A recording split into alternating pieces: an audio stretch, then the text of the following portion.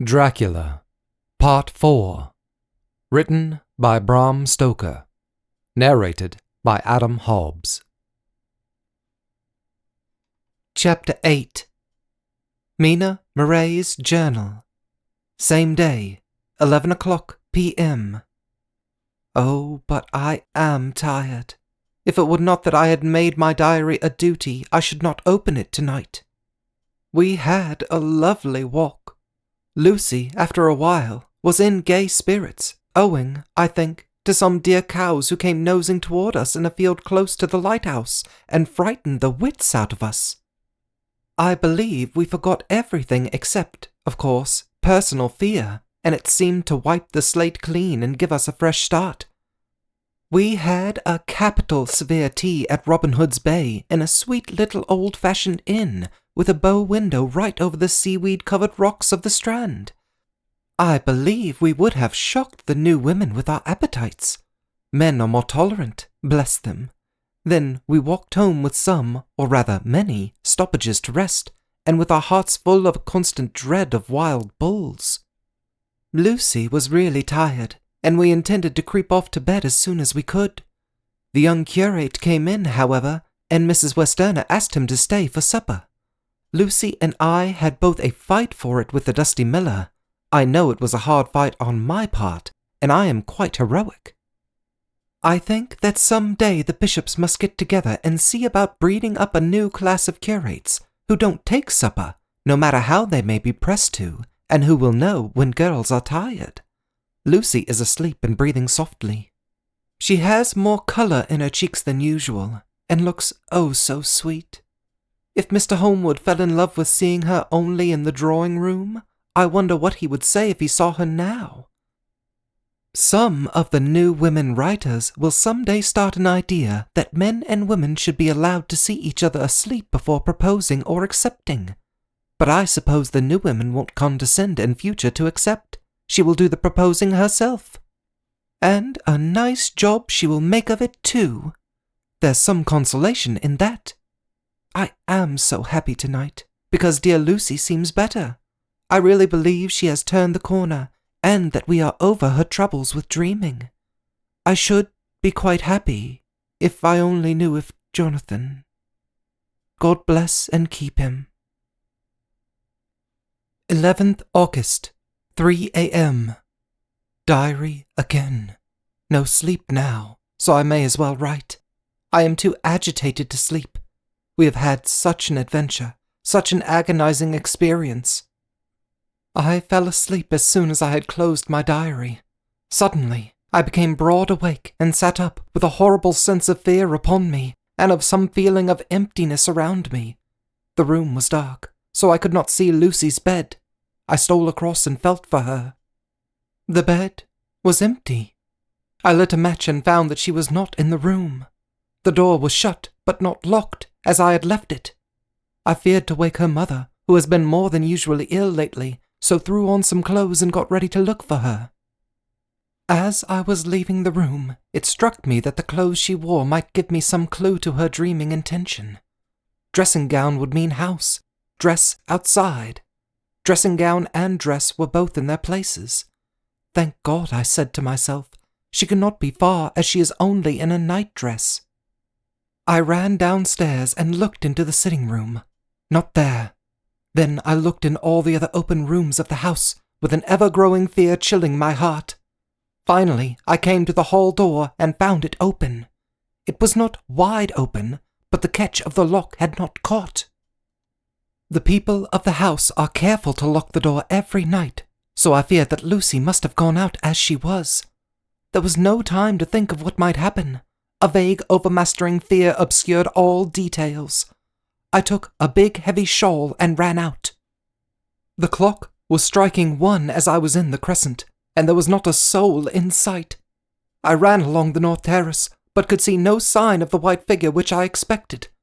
At the edge of the west cliff above the pier, I looked across the harbour to the east cliff, in the hope or fear, I don't know which, of seeing Lucy in our favourite seat. There was a bright full moon, with heavy black driving clouds, which threw the whole scene into a fleeting diorama of light and shade as they sailed across. For a moment or two, I could see nothing, as the shadow of a cloud obscured St. Mary's Church and all around it.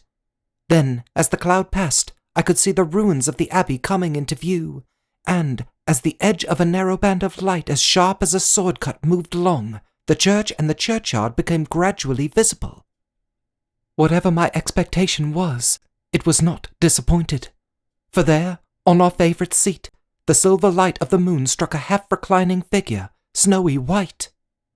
The coming of the cloud was too quick for me to see much, for shadow shut down on light almost immediately, but it seemed to me as though something dark stood behind the seat where the white figure shone and bent over it.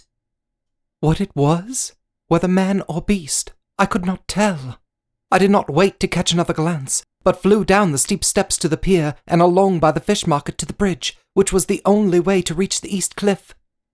The town seemed as dead, for not a soul did I see. I rejoiced that it was so, for I wanted no witnesses of poor Lucy's condition. The time and distance seemed endless, and my knees trembled and my breath came laboured as I toiled up the endless steps to the abbey. I must have gone fast, and yet it seemed to me as if my feet were weighted with lead, and as though every joint in my body were rusty. When I got almost to the top, I could see the seat and the white figure, for I was now close enough to distinguish it, even through the spells of shadow. There was undoubtedly something, long and black, bending over the half-reclining white figure. I called in fright, "Lucy! Lucy!" and something raised a head, and from where I was, I could see a white face and red, gleaming eyes. Lucy did not answer, and I ran on to the entrance of the churchyard. As I entered, the church was between me and the seat, and for a minute or so I lost sight of her. When I came in view again, the cloud had passed, and the moonlight struck so brilliantly that I could see Lucy half reclining with her head lying over the back of the seat. She was quite alone, and there was not a sign of any living thing about. When I bent over her, I could see that she was still asleep. Her lips were parted, and she was breathing, not softly as usual with her, but in long, heavy gasps, as though striving to get her lungs full at every breath. As I came close, she put up her hand in her sleep and pulled the collar of her nightdress close around her throat. Whilst she did so, there came a little shudder through her, as though she felt the cold. I flung the warm shawl over her and drew the edges tight round her neck, for I dreaded lest she should get some deadly chill from the night air, unclad as she was. I feared to wake her all at once, so, in order to have my hands free that I might help her, I fastened the shawl at her throat with a big safety pin, but I must have been clumsy in my anxiety and pinched or pricked her with it, for, by and by, when her breathing became quieter, she put her hand to her throat again and moaned. When I had her carefully wrapped up, I put my shoes on her feet and then began very gently to wake her.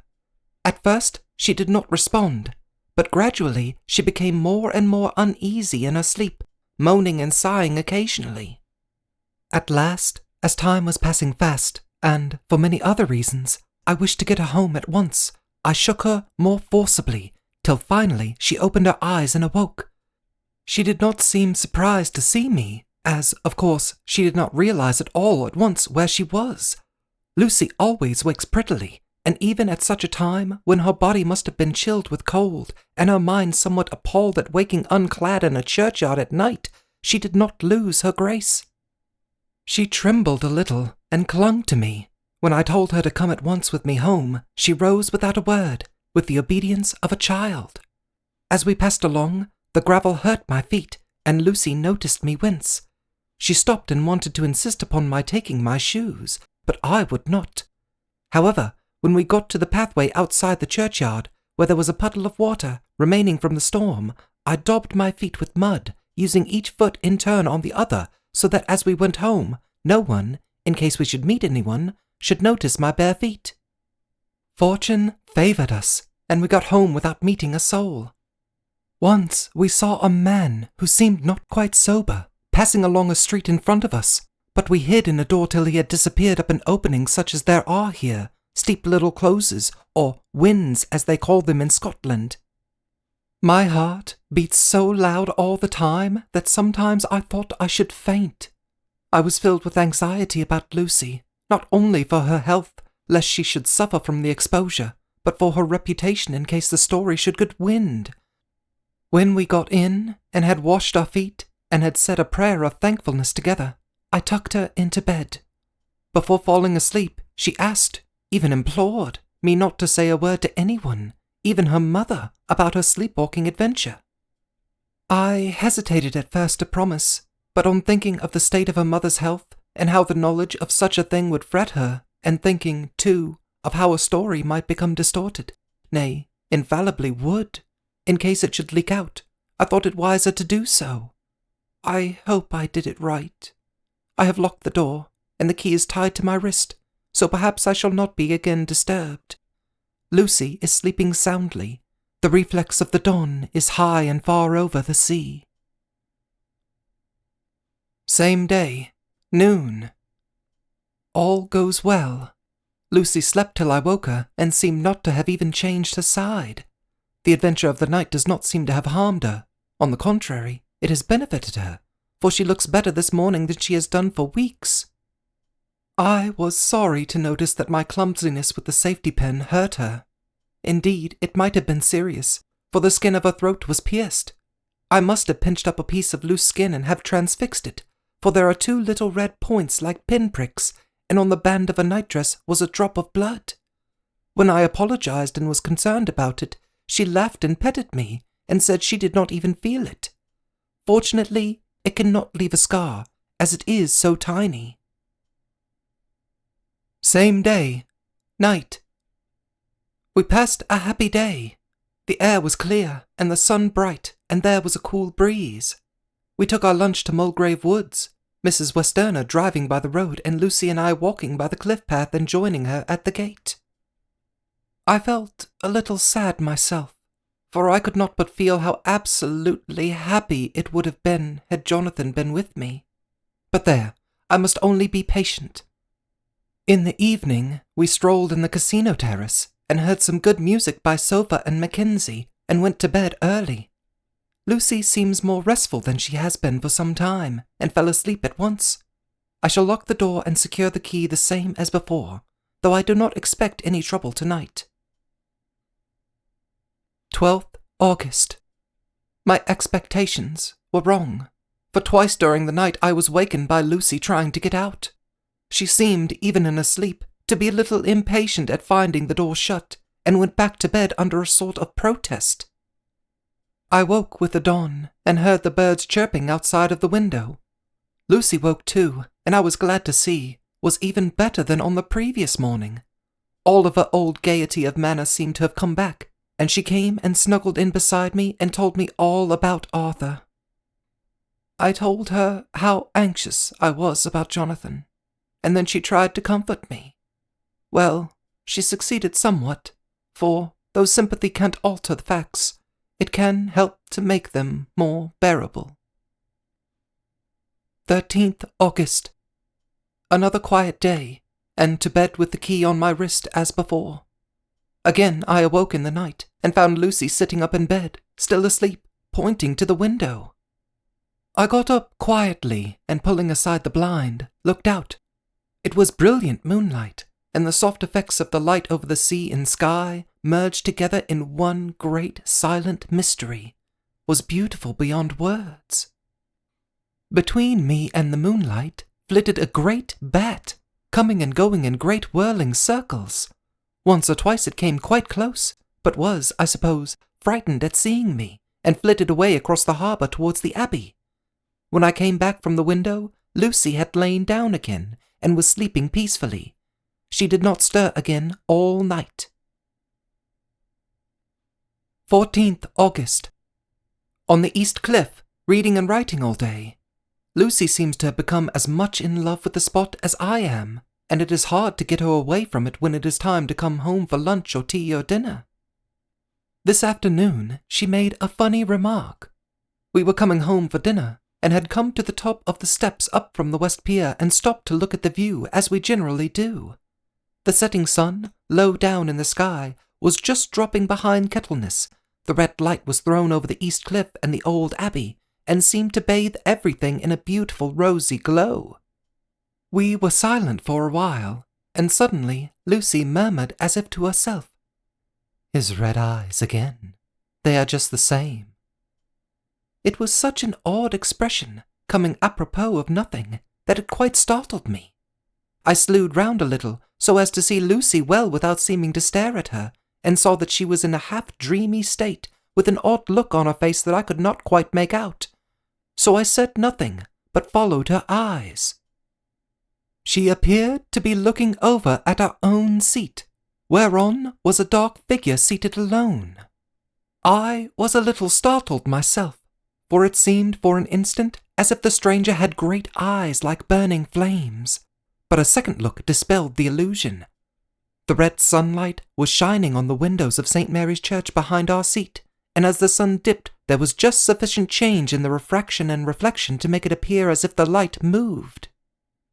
I called Lucy's attention to the peculiar effect, and she became herself with a start, but she looked sad all the same. It may have been that she was thinking of that terrible night up there. We never referred to it, so I said nothing, and we went home to dinner. Lucy had a headache and went early to bed. I saw her asleep and went out for a little stroll myself. I walked along the cliffs to the westward and was full of sweet sadness, for I was thinking of Jonathan. When coming home, it was then bright moonlight, so bright that, though the front of our part of the crescent was in shadow, everything could be well seen. I threw a glance up at our window and saw Lucy's head leaning out. I thought that perhaps she was looking out for me, so I opened my handkerchief and waved it. She did not notice or make any movement whatever. Just then, the moonlight crept round an angle of the building, and the light fell on the window. There, distinctly, was Lucy with her head lying up against the side of the windowsill, and her eyes shut. She was fast asleep, and by her, seated on the windowsill, was something that looked like a good-sized bird. I was afraid she might get a chill, so I ran upstairs, but as I came into the room, she was moving back to her bed, fast asleep and breathing heavily. She was holding her hand to her throat as though to protect it from cold. I did not wake her, but tucked her up warmly. I have taken care that the door is locked and the window securely fastened. She looks so sweet as she sleeps, but she is paler than is her wont, and there is a drawn, haggard look under her eyes which I do not like. I fear she is fretting about something. I wish I could find out what it is. 15th August. Rose later than usual. Lucy was languid and tired, and slept on after we had been called. We had a happy surprise at breakfast. Arthur's father is better and wants the marriage to come off soon. Lucy is full of quiet joy, and her mother is glad and sorry at once. Later on in the day she told me the cause. She is grieved to lose Lucy as her very own, but she is rejoiced that she is soon to have someone to protect her. Poor dear sweet lady! She confided to me that she has got her death warrant. She has not told Lucy, and made me promise secrecy. Her doctor told her that within a few months, at most, she must die, for her heart is weakening. At any time, even now, a sudden shock would be almost sure to kill her. Ah, we were wise to keep her from the affair of the dreadful night of Lucy's sleepwalking. 17th August. No diary for 2 whole days. I have not had the heart to write. Some sort of shadowy pall seems to be coming over our happiness. No news from Jonathan, and Lucy seems to be growing weaker, whilst her mother's hours are numbering to a close. I do not understand Lucy's fading away as she is doing. She eats well and sleeps well and enjoys the fresh air, but all the time the roses in her cheeks are fading, and she gets weaker and more languid day by day. At night, I hear her gasping as if for air. I keep the key of our door always fastened to my wrist at night, but she gets up and walks about the room and sits at the open window. Last night I found her leaning out when I woke up, and when I tried to wake her, I could not. She was in a faint. When I managed to restore her, she was as weak as water, and cried silently between long, painful struggles for breath. When I asked her how she came to be at the window, she shook her head and turned away. I trust her feeling ill may not be from that unlucky prick of the safety pin. I looked at her throat just now as she lay asleep, and the tiny wounds seem not to have healed. They are still open, and, if anything, larger than before, and the edges of them are faintly white. They are like little white dots with red centers. Unless they heal within a day or two, I shall insist on the doctor seeing about them. Letter. Samuel F. Billington and Son, Solicitors, Whitby, to Messrs. Carter, Patterson & Co., London. 17th August. Dear Sirs, herewith please receive invoice of goods sent by Great Northern Railway. Same are to be delivered at Carfax, near Purfleet, immediately on receipt at goods station King's Cross. The house is at present empty, but enclosed please find keys, all of which are labelled. You will please deposit the boxes, 50 in number, which form the consignment, in the partially ruined building forming the part of the house and marked A on rough diagram enclosed. Your agent will easily recognize the locality, as it is the ancient chapel of the mansion. The goods leave by train at 9:30 tonight, and will be due at King's Cross at 4:30 tomorrow afternoon. As our client wishes the delivery made as soon as possible, we shall be obliged by your having teams ready at King's Cross at the time named and forthwith conveying the goods to destination. In order to obviate any delays possible through any routine requirements as to payment in your departments, we enclose check herewith for £10, receipt of which please acknowledge. Should the charge be less than this amount, you can return balance. If greater, we shall at once send check for difference on hearing from you. You are to leave the keys on coming away in the main hall of the house, where the proprietor may get them on his entering the house by means of his duplicate key. Pray do not take us as exceeding the bounds of business courtesy in pressing you in all ways to use the utmost expedition. We are, dear sirs, faithfully yours, Samuel F. Billington and Son. Letter. Messrs. Carter, Patterson & Co., London, to Messrs. Billington & Son, Whitby. 21st August. Dear Sirs, we beg to acknowledge £10 received and to return cheque of £1 17 shillings 9 pence, amount of overplus, as shown in receipted account herewith. Goods are delivered in exact accordance with instructions, and keys left in parcel in main hall, as directed. We are, dear sirs, yours respectively, Pro Carter, Patterson & Co. Mina Murray's Journal. 18th August. I am happy today, and right sitting on the seat in the churchyard. Lucy is ever so much better. Last night she slept well all night and did not disturb me once. The roses seem coming back already to her cheeks, though she is still sadly pale and wan-looking. If she were in any way anemic, I could understand it, but she is not. She is in gay spirits and full of life and cheerfulness. All the morbid reticence seems to have passed from her, and she has just reminded me, as if I needed any reminding, of that night, and that it was here, on this very seat, I found her asleep. As she told me, she tapped playfully with the heel of a boot on the stone slab and said, "My poor little feet didn't make much noise then. I dare say poor old Mr. Swales would have told me that it was because I didn't want to wake up Geordie." As she was in such a communicative humour, I asked her if she had dreamed at all that night. Before she answered, that sweet, puckered look came into her forehead, which Arthur, I call him Arthur from her habit, says he loves, and, indeed, I don't wonder that he does. Then she went on in a half-dreaming kind of way, as if trying to recall it to herself. I didn't quite dream, but it all seemed to be real. I only wanted to be here in this spot. I don't know why, for I was afraid of something. I don't know what. I remember, though, I suppose I was asleep, passing through the streets and over the bridge. A fish leaped as I went by, and I leaned over to look at it, and I heard a lot of dogs howling.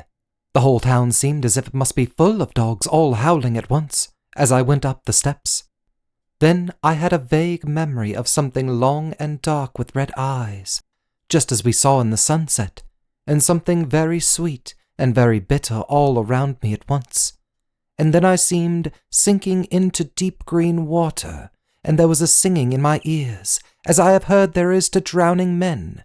And then everything seemed passing away from me, for my soul seemed to go out from my body and float about in the air. I seem to remember that once the West Lighthouse was right under me, and then there was a sort of agonizing feeling, as if I were in an earthquake, and I came back and found you shaking my body. I saw you do it before I felt you. Then she began to laugh. It seemed a little uncanny to me, and I listened to her breathlessly. I did not quite like it, and thought it better not to keep her mind on the subject, so we drifted on to other subjects, and Lucy was like her old self again. When we got home, the fresh breeze had braced her up, and her pale cheeks were really more rosy. Her mother rejoiced when she saw her, and we all spent a very happy evening together. 19th August. Joy, joy, joy! Although not all joy. At last, news of Jonathan. The dear fellow has been ill, that is why he did not write. I am not afraid to think it or say it, now that I know. Mr. Hawkins sent me on the letter, and wrote himself, oh, so kindly. I am to leave in the morning and go over to Jonathan, and to help to nurse him if necessary, and to bring him home. Mr. Hawkins says it would not be a bad thing if we were to be married out there. I have cried over the good sister's letter till I can feel it wet against my bosom where it lies. It is of Jonathan, and must be next my heart, for he is in my heart. My journey is all mapped out, and my luggage ready. I am only taking one change of dress. Lucy will bring my trunk to London and keep it till I send for it, for it may be that I must write no more.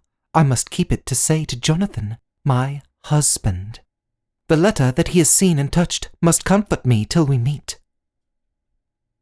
Letter, Sister Agatha, Hospital of St. Joseph and St. Mary, Budapest, to Miss Wilhelmina Murray, 12th August. Dear Madam, I write by desire of Mr. Jonathan Harker, who is himself not strong enough to write, though progressing well, thanks to God and St. Joseph and St. Mary. He has been under our care for nearly 6 weeks, suffering from a violent brain fever. He wishes me to convey his love, and to say that by this post I write for him to Mr. Peter Hawkins, Exeter, to say, with his dutiful respects, that he is sorry for his delay, and that all of his work is completed. He will require some few weeks' rest in our sanatorium in the hills, but will then return. He wishes me to say that he has not sufficient money with him, and that he would like to pay for his staying here, so that others who need shall not be wanting for help. Believe me, yours, with sympathy and all blessings, Sister Agatha. P.S. My patient being asleep, I open this to let you know something more. He has told me all about you, and that you are shortly to be his wife. All blessings to you both. He has had some fearful shock, so says our doctor, and in his delirium his ravings have been dreadful, of wolves and poison and blood, of ghosts and demons, and I fear to say of what. Be careful with him always that there may be nothing to excite him of this kind for a long time to come. The traces of such an illness as his do not lightly die away. We should have written long ago, but we knew nothing of his friends, and there was on him nothing that anyone could understand. He came in the train from Klausenberg, and the guard was told by the station-master that there he rushed into the station shouting for a ticket for home. Seeing from his violent demeanour that he was English, they gave him a ticket for the furthest station on the way thither that the train reached. Be assured that he is well cared for. He has won all hearts by his sweetness and gentleness.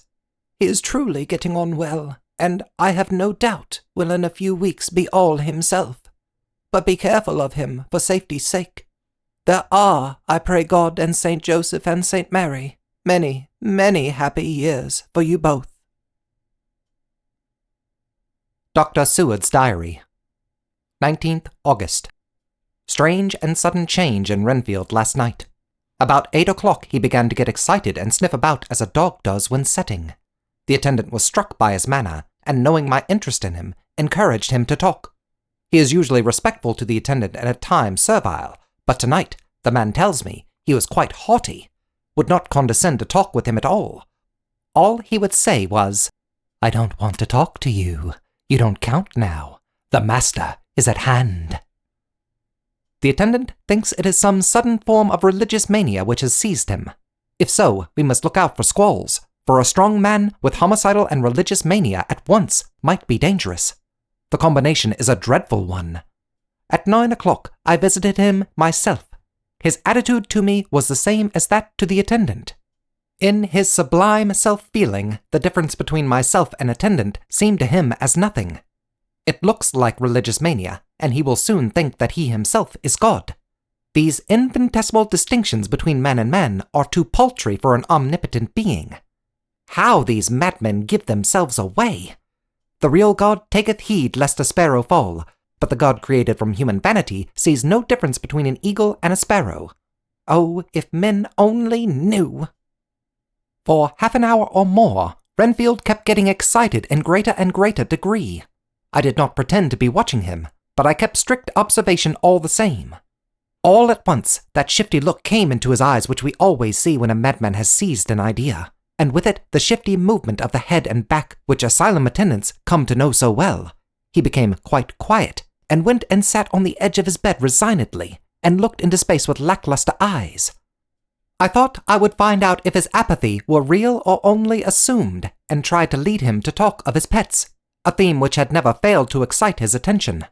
At first he made no reply, but at length said testily, "Bother them all! I don't care a pin about them." "What?" I said. "You don't mean to tell me you don't care about spiders?" Spiders at present are his hobby, and the notebook is filling up with columns of small figures. To this he answered enigmatically, "The bride maidens rejoice the eyes that wait the coming of the bride, but when the bride draweth nigh, then the maidens shine not to the eyes that are filled." He would not explain himself, but remained obstinately seated on his bed all the time I remained with him. I am weary tonight, and low in spirits. I cannot but think of Lucy, and how different things might have been. If I don't sleep at once, chloral, the modern Morpheus. C2HCl3O, H2O. I must be careful not to let it grow into a habit. No, I shall take none tonight. I have thought of Lucy, and I shall not dishonor her by mixing the two. If need be, tonight shall be sleepless. Later. Glad I made the resolution. Gladder that I kept to it. I had lain tossing about, and had heard the clock strike only twice, when the night watchman came to me, sent up from the ward, to say that Renfield had escaped. I threw on my clothes and ran down at once. My patient is too dangerous a person to be roaming about. Those ideas of his might work out dangerously with strangers. The attendant was waiting for me. He said he had seen him not 10 minutes before, seemingly asleep in his bed, when he had looked through the observation trap in the door. His attention was called by the sound of the window being wrenched out. He ran back and saw his feet disappear through the window, and had at once sent up for me. He was only in his night gear, and could not be far off. The attendant thought it would be more useful to watch where he should go than to follow him, as he might lose sight of him whilst getting out of the building by the door. He is a bulky man, and couldn't get through the window. I am thin, so, with his aid, I got out, but feet foremost, and, as we were only a few feet above ground, landed unhurt.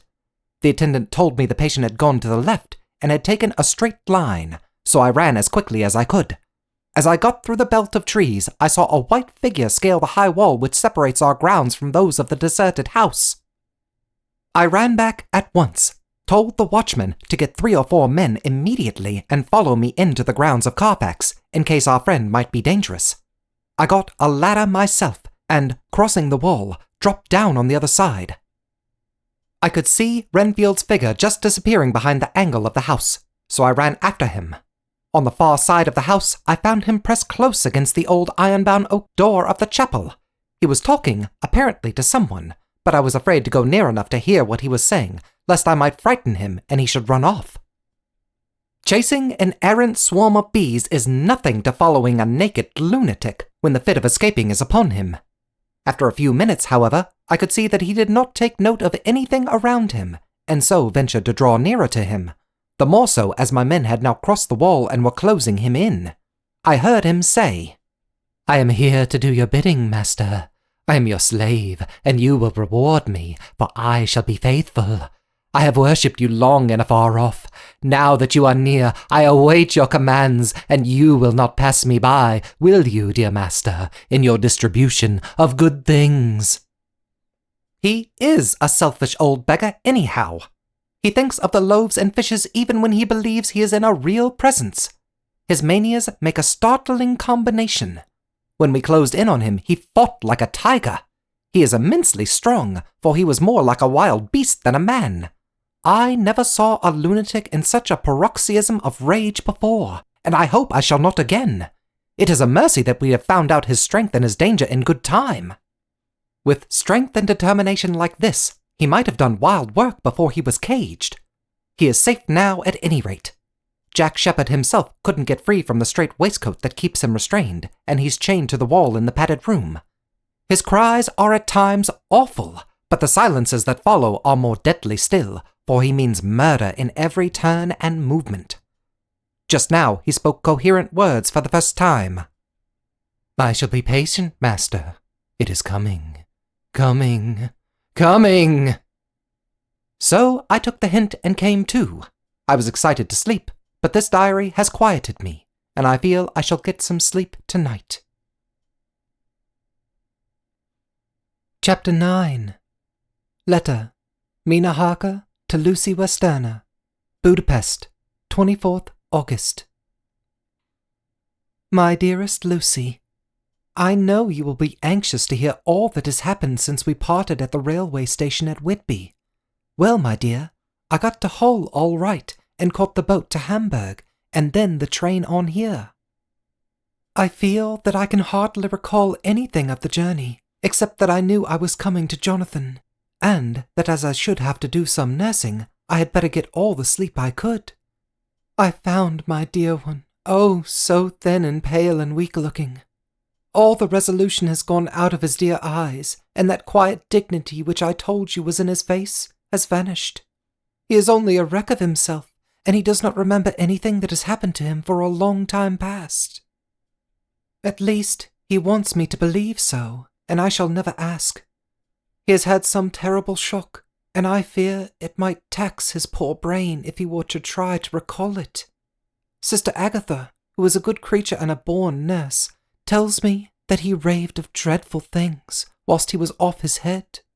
I wanted her to tell me what they were, but she would only cross herself and say she would never tell, that the ravings of the sick were the secrets of God, and that if a nurse through her vocation should hear them, she should respect her trust. She is a sweet, good soul, and the next day, when she saw I was troubled, she opened up the subject again, and after saying that she could never mention what my poor dear raved about, added, "I can tell you this much, my dear, that it was not about anything which he has done wrong himself, and you, as his wife-to-be, have no cause to be concerned. He has not forgotten you or what he owes to you. His fear was of great and terrible things, which no mortal can treat of. I do believe the dear soul thought I might be jealous lest my poor dear should have fallen in love with any other girl. The idea of my being jealous about Jonathan! And yet, my dear, let me whisper, I felt a thrill of joy through me when I knew that no other woman was a cause of trouble. I am now sitting by his bedside, where I can see his face while he sleeps. He is waking. When he woke, he asked me for his coat, as he wanted to get something from the pocket. I asked Sister Agatha, and she brought all his things. I saw that amongst them was his notebook, and was going to ask him to let me look at it, for I knew then that I might find some clue to his trouble. But I suppose he must have seen my wish in his eyes, for he sent me over to the window, saying he wanted to be quite alone for a moment. Then he called me back, and when I came, he had his hand over the notebook, and he said to me very solemnly, "Wilhelmina, I knew then that he was in deadly earnest, for he has never called me by that name since he asked me to marry him. You know, dear, my idea of the trust between husband and wife, that there should be no secret, no concealment. I have had a great shock, and when I try to think of what it is I feel my head spin round, and I do not know if it was all real or the dreaming of a madman. You know I have had brain fever, and that is to be mad. The secret is here, and I do not want to know it. I want to take up my life here, with our marriage.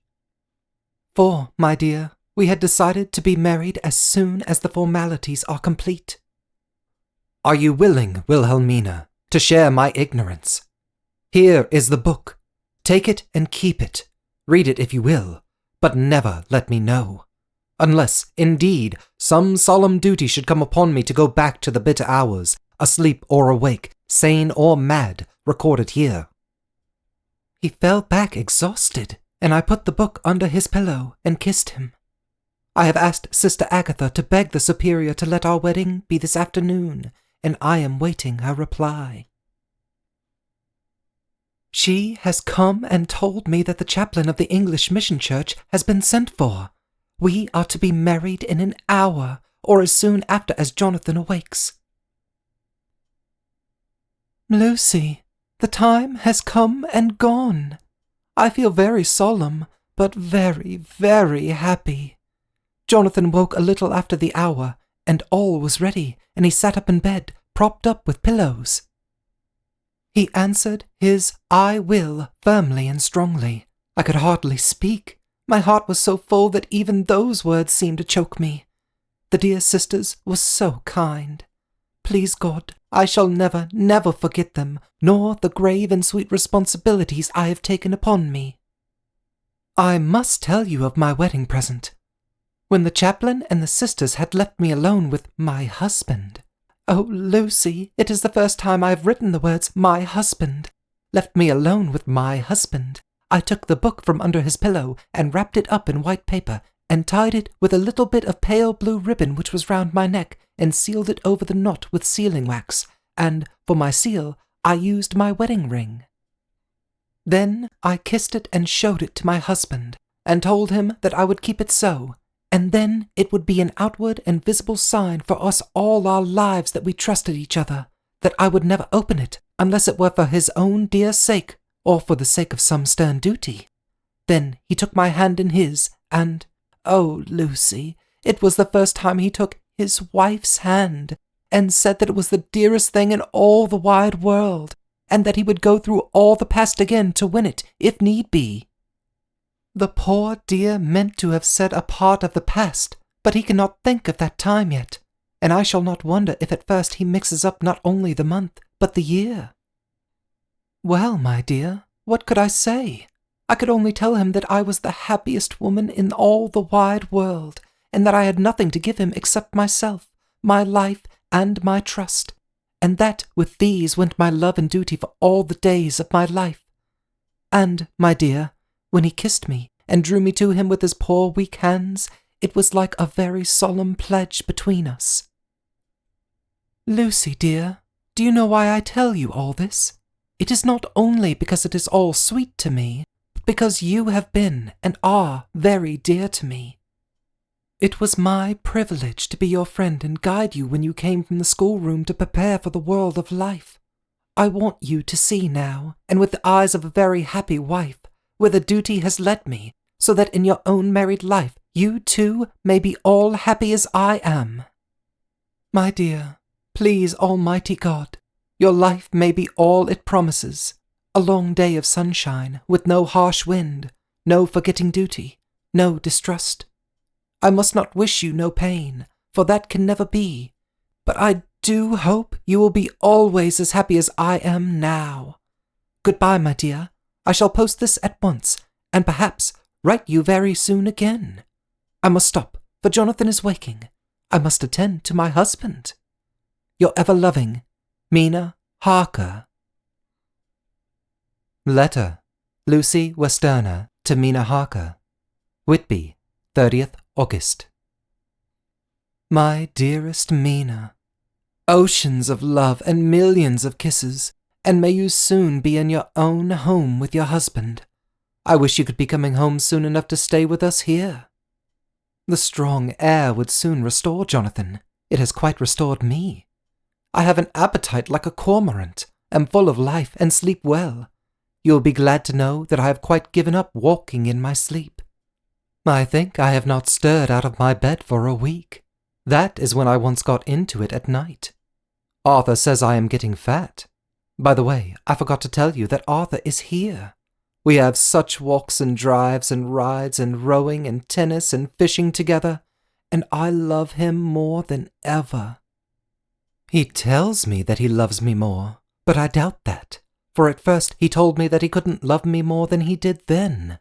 But this is nonsense. There he is, calling to me, so no more just at present from your loving, Lucy. P.S. Mother sends her love. She seems better, poor dear. P.P.S. We are to be married on 28th September. Dr. Seward's Diary, 20th August. The case of Renfield grows even more interesting. He is now so far quieted that there are spells of cessation from his passion. For the first week after his attack, he was perpetually violent. Then one night, just as the moon rose, he grew quiet and kept murmuring to himself, "Now I can wait. Now I can wait." The attendant came to tell me, so I ran down at once to have a look at him. He was still in the strait waistcoat and in the padded room, but the suffused look had gone from his face, and his eyes had something of their old pleading, I might almost say cringing, softness. I was satisfied with his present condition, and directed him to be relieved. The attendants hesitated, but finally carried out my wishes without protest. It was a strange thing that the patient had humor enough to see their distrust, for, coming close to me, he said in a whisper, all the while looking furtively at them, "They think I could hurt you. Fancy me hurting you, the fools." It was soothing, somehow, to the feelings to find myself dissociated even in the mind of this poor madman from the others, but all the same I do not follow his thought. Am I to take it that I have anything in common with him, so that we are, as it were, to stand together? Or has he to gain from me some good so stupendous that my well-being is needful to him? I must find out later on. Tonight he will not speak. Even the offer of a kitten or even a full-grown cat will not tempt him. He will only say, "I don't take any stock in cats. I have more to think of now, and I can wait. I can wait." After a while, I left him. The attendant tells me that he was quiet until just before dawn, and that then he began to get uneasy, and at length violent, until at last he fell into a paroxysm which exhausted him so that he swooned into a sort of coma. 3 nights has the same thing happened. Violent all day, then quiet from moonrise to sunrise. I wish I could get some clue to the cause. It would almost seem as if there was some influence which came and went. Happy thought! We shall tonight play sane wits against mad ones. He escaped before without our help. Tonight he shall escape with it. We shall give him a chance, and have the men ready to follow in case they are required. 23rd August. The unexpected always happens. Halwell Disraeli knew life. Our bird, when he found the cage open, would not fly, so all our subtle arrangements were for naught. At any rate, we have proved one thing, that the spells of quietness last a reasonable time. We shall in future be able to ease his bonds for a few hours each day. I have given orders to the night attendant merely to shut him in the padded room, when once he is quiet, until an hour before sunrise. The poor soul's body will enjoy the relief even if his mind cannot appreciate it. Hark! The unexpected again! I am called. The patient has once more escaped. Later. Another night adventure. Renfield artfully waited until the attendant was entering the room to inspect. Then he dashed out past him and flew down the passage. I sent word for the attendants to follow. Again he went into the grounds of the deserted house, and we found him in the same place, pressed against the old chapel door. When he saw me, he became furious. and had not the attendant seized him in time, he would have tried to kill me. As we were holding him, a strange thing happened. He suddenly redoubled his efforts, and then as suddenly grew calm. I looked round instinctively, but could see nothing. Then I caught the patient's eye and followed it, but could trace nothing as it looked into the moonlit sky except a big bat, which was flapping its silent and ghostly way to the west.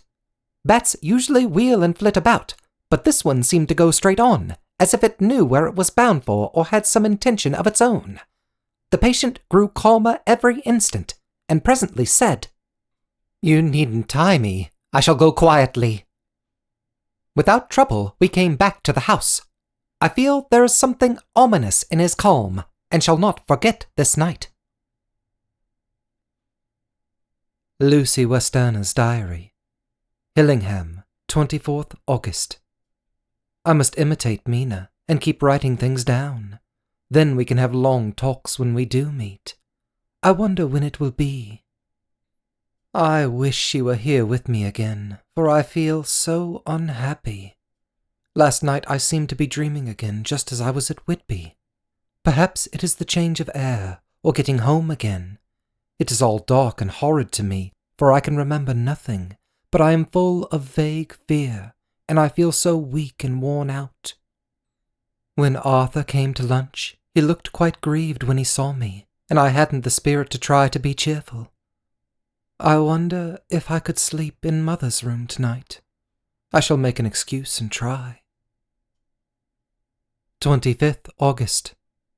Another bad night. Mother did not seem to take to my proposal.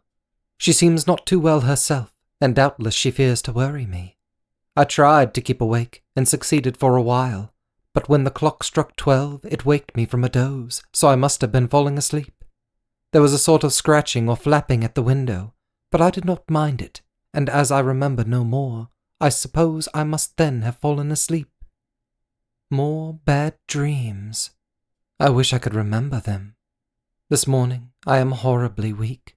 My face is ghastly pale, and my throat pains me. It must be something wrong with my lungs, for I don't seem ever to get air enough. I shall try to cheer up when Arthur comes, or else I know he will be miserable to see me so. Letter. Arthur Holmwood to Dr. Seward. Albemarle Hotel, 31st August. My dear Jack, I want you to do me a favor. Lucy is ill. That is, she has no special disease, but she looks awful and is getting worse every day. I have asked her if there is any cause. I do not dare to ask her mother, for to disturb the poor lady's mind about her daughter in her present state of health would be fatal. Mrs. Westenra has confided to me that her doom is spoken, disease of the heart, though poor Lucy does not know it yet. I am sure that there is something preying on my dear girl's mind. I am almost distracted when I think of her. To look at her gives me a pang. I told her I should ask you to see her, and though she demurred at first, I know why, old fellow, she finally consented. It will be a painful task for you, I know, old friend, but it is for her sake, and I must not hesitate to ask, or you to act. You are to come to lunch at Hillingham tomorrow, 2 o'clock, so as not to arouse any suspicion in Mrs. Westenra, and after lunch Lucy will take an opportunity of being alone with you.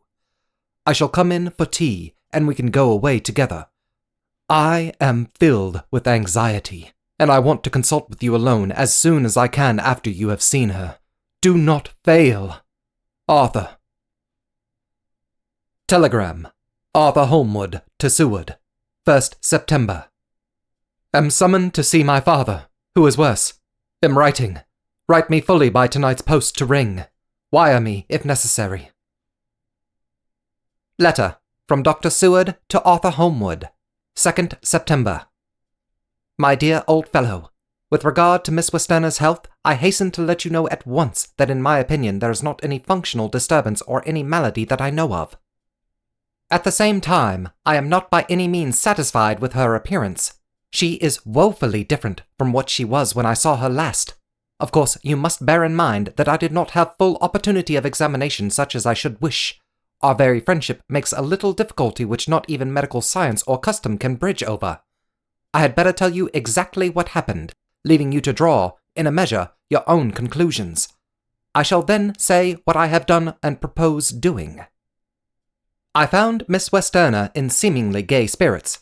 Her mother was present, and in a few seconds I made up my mind that she was trying all she knew to mislead her mother and prevent her from being anxious. I have no doubt she guesses, if she does not know, what need of caution there is.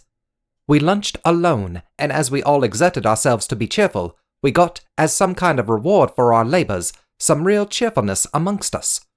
Then Mrs. Westerner went to lie down, and Lucy was left with me. We went into her boudoir, and till we got there, her gaiety remained, for the servants were coming and going. As soon as the door was closed, however, the mask fell from her face, and she sank down into a chair with a great sigh and hid her eyes with her hand. When I saw that her high spirits had failed, I at once took advantage of her reaction to make a diagnosis. She said to me very sweetly, "I cannot tell you how I loathe talking about myself." I reminded her that a doctor's confidence was sacred, but that you were grievously anxious about her. She caught on to my meaning at once, and settled the matter in a word. "Tell Arthur everything you choose. I do not care for myself, but all for him. So I am quite free." I could easily see that she is somewhat bloodless, but I could not see the usual anemic signs, and, by a chance, I was actually able to test the quality of her blood. For, in opening a window which was stiff, a cord gave way and she cut her hand slightly with broken glass. It was a slight matter in itself, but it gave me an evident chance, and I secured a few drops of the blood and have analyzed them. The qualitative analysis gives a quite normal condition, and shows, I should infer, in itself a vigorous state of health. In other physical matters, I was quite satisfied that there is no need for anxiety, but as there must be a cause somewhere, I have come to the conclusion that it must be something mental. She complains of difficulty in breathing satisfactorily at times, and of heavy, lethargic sleep, with dreams that frighten her, but regarding which she can remember nothing. She says that as a child she used to walk in her sleep, and that when in Whitby the habit came back, and that once she walked out in the night and went to East Cliff, where Miss Murray found her, but she assures me that as of late the habit has not returned. I am in doubt, and so have done the best thing I know of. I have written to my old friend and master, Professor Van Helsing of Amsterdam, who knows as much about obscure diseases as anyone in the world. I have asked him to come over, and as you told me that all things were to be at your charge, I have mentioned to him who you are and your relation to Miss Westerner. This, my dear fellow, is in obedience to your wishes, for I am only too proud and happy to do anything I can for her. Van Helsing would, I know, do anything for me for a personal reason, so no matter on what ground he comes, we must accept his wishes. He is a seemingly arbitrary man, but this is because he knows what he is talking about better than anyone else. He is a philosopher and a metaphysician, and one of the most advanced scientists of his day, and he has, I believe, an absolutely open mind. This with an iron nerve, a temper of the icebrook, an indomitable resolution, self-command and toleration exalted from virtues to blessings, and the kindliest and truest heart that beats. These form his equipment for the noble work that he is doing for mankind, work both in theory and practice, for his views are as wide as his all-embracing sympathy. I tell you these facts that you may know why I have such confidence in him. I have asked him to come at once. I shall see Miss Westerner tomorrow again. She is to meet me at the stores, so that I may not alarm her mother by too early a repetition of my call. Yours always, John Seward. Letter. Abraham Van Helsing, medical doctor, doctor of philosophy, doctor of literature, etc., etc., to Dr. Seward, 2nd September. My good friend, when I have received your letter, I am already coming to you. By good fortune, I can leave just at once, without wrong to any of those who have trusted me. Were fortune other, then it were bad for those who have trusted, for I come to my friend when he called me to aid those he holds dear. Tell your friend that when that time you suck from my wound so swiftly the poison of the gangrene from that knife that our other friend, too nervous, let slip, you did more for him when he wants my aids and you call for them that all his great fortune could do. But it is pleasure added to do for him, your friend, It is to you that I come. Have, then, rooms for me at the Great Eastern Hotel, so that I may be near to hand, and please it so arrange that we may see the young lady not too late on tomorrow, for it is likely that I may have to return here that night. But, if need be, I shall come again in 3 days, and stay longer if it must. Till then, goodbye, my friend John. Van Helsing. Letter, Dr. Seward to Honourable Arthur Holmwood, 3rd September. My dear Art, Van Helsing has come and gone. He came on with me to Hillingham, and found that, by Lucy's discretion, her mother was lunching out, so that we were alone with her. Van Helsing made a very careful examination of the patient. He is to report to me, and I shall advise you, for, of course, I was not present all the time. He is, I fear, much concerned, but says he must think. When I told him of our friendship and how you trust to me in the matter, he said, You must tell him all you think. Tell him what I think, if you can guess it, if you will. Nay, I am not jesting. This is no jest, but life and death. Perhaps more. I asked what he meant by that, for he was very serious. This was when we had come back to town, and he was having a cup of tea before starting on his return to Amsterdam. He would not give me any further clue. You must not be angry with me, Art, because his very reticence means that all his brains are working for her good. He will speak plainly enough when the time comes, be sure. So I told him I would simply write an account of our visit, just as if I were doing a descriptive special article for the Daily Telegraph. He seemed not to notice, but remarked that the smuts in London were not quite so bad as they used to be when he was a student here. I am to get his report tomorrow if he can possibly make it. In any case, I am to have a letter. Well, as to the visit, Lucy was more cheerful than on the day I first saw her, and certainly looked better. She had lost something of the ghastly look that so upset you, and her breathing was normal. She was very sweet to the professor, as she always is, and tried to make him feel at ease, though I could see that the poor girl was making a hard struggle for it. I believe Van Helsing saw it too, for I saw the quick look under his bushy brows that I knew of old. Then he began to chat of all things except ourselves and diseases, and with such an infinite geniality that I could see poor Lucy's pretense of animation merge into reality. Then, without any seeming change, he brought the conversation gently round to his visit, and suavely said, My dear young miss, I have this so great pleasure because you are so much beloved. That is much, my dear. Ever were there that which I do not see. They told me you were down in the spirit, and that you were of ghastly pale. To tell them, I say, poof. And he snapped his fingers at me and went on. But you and I shall show them how wrong they are. How can he? And he pointed at me with the same look and gesture as that with which he once pointed me out to his class, on, or rather after, a particular occasion which he never fails to remind me of. Know anything of a young lady's? He has his madmans to play with, and to bring them back to happiness, and to those that love them. It is much to do, and, but there are rewards, in that we can bestow such happiness. But the young ladies, he has no wife nor daughter, and the young do not tell themselves to the young, but to the old like me, who have known so many sorrows and the causes of them. So, my dear, we will send him away to smoke the cigarette in the garden, whilst you and I have little talk all to ourselves. I took the hint and strolled about, and presently the professor came to the window and called me in. He looked grave, but said, I have made careful examination, but there is no functional cause. With you, I agree that there has been much blood lost. It has been, but is not. But the conditions of her are in no way anemic. I have asked her to send me her maid, that I may ask just 1 or 2 questions, so that I may not chance to miss nothing. I know well what she will say, and yet there is cause. There is always cause for everything. I must go back home and think. You must send to me the telegram every day, and if there be cause I shall come again. The disease, for not to be all well is a disease, interest me, and the sweet young dear, she interest me too. She charm me, and, for her, If not for you or disease, I come. As I tell you, he would not say a word more, even when we were alone. And so now, Art, you know all I know.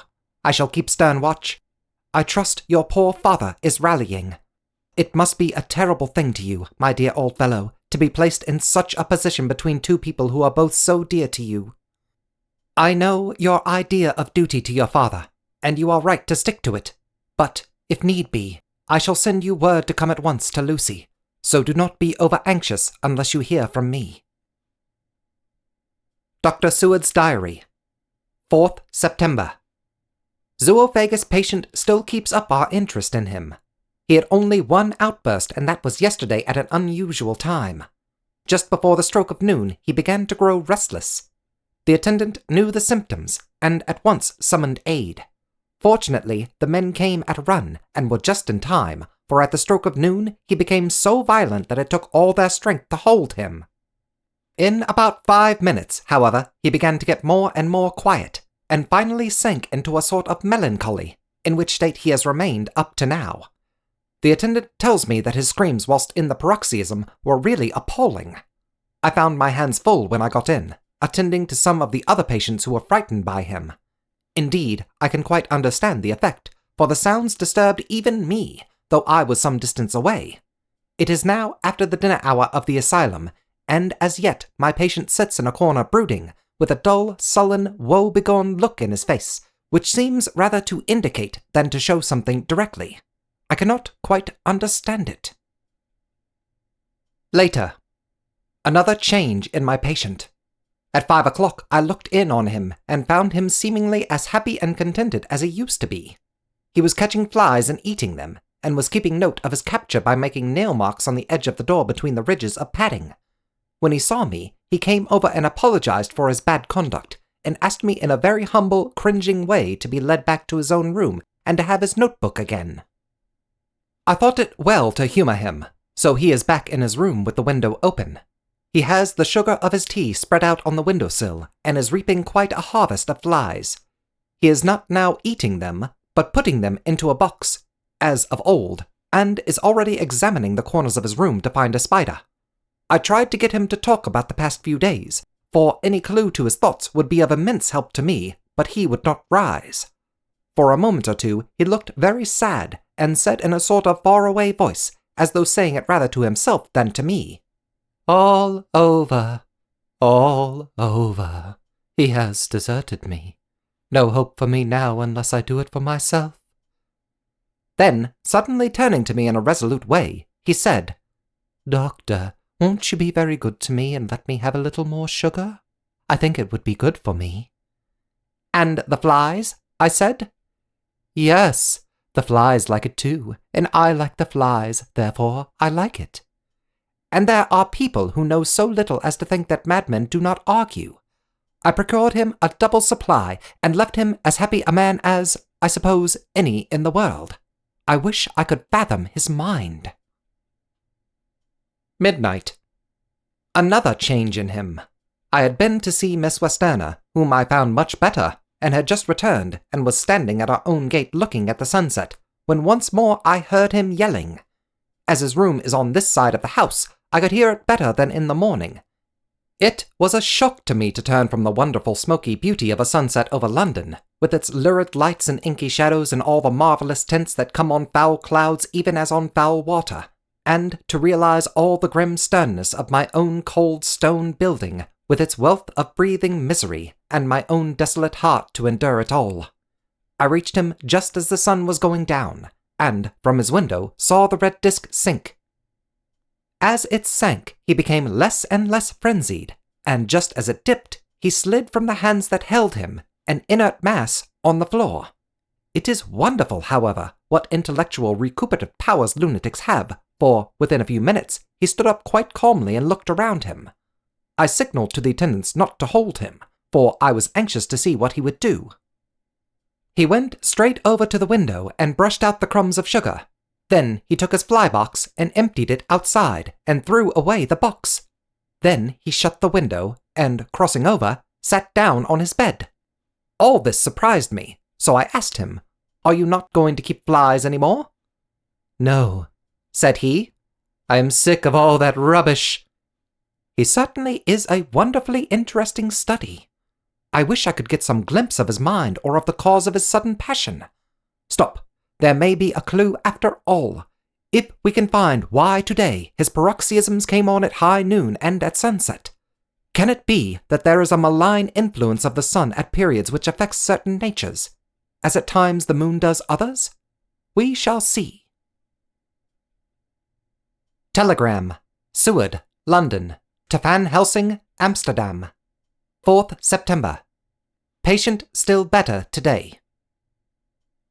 Telegram, Seward, London, to Van Helsing, Amsterdam. 5th September. Patient greatly improved. Good appetite. Sleeps naturally. Good spirits. Color coming back. Telegram. Seward, London, to Van Helsing, Amsterdam. 6th September. Terrible change for the worse. Come at once. Do not lose an hour. I hold over telegram to Homewood till have seen you.